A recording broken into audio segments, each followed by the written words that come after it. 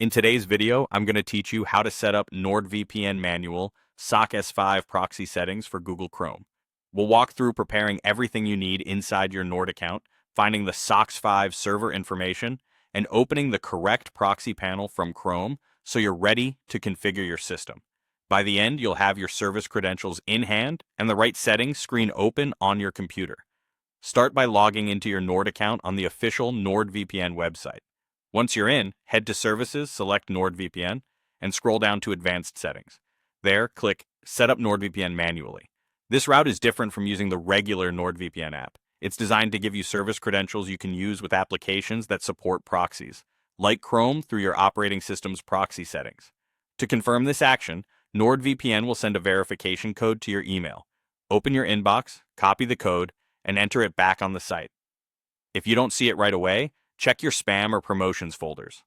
This verification step helps protect your account before showing sensitive connection details.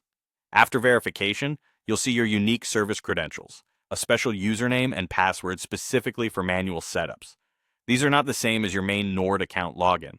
Copy them and keep them handy, ideally in a secure note or password manager, because you'll need them when you configure the proxy. Don't share them and keep that page open in a tab for quick reference. Next, find the list of available SOC 5 servers. The easiest way is through NordVPN's support articles or server list pages. A quick search for NordVPN server list usually brings you to the right place. Make sure you're looking at entries that mention SOC 5. You can browse locations and note which ones are geographically closer for potentially better performance. The list is what you'll reference when you're ready to enter the server details.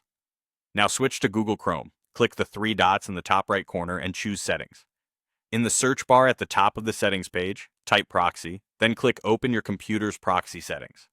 Chrome relies on your operating system's proxy configuration, so this takes you straight to the correct system panel on Windows, Mac OS, or Linux.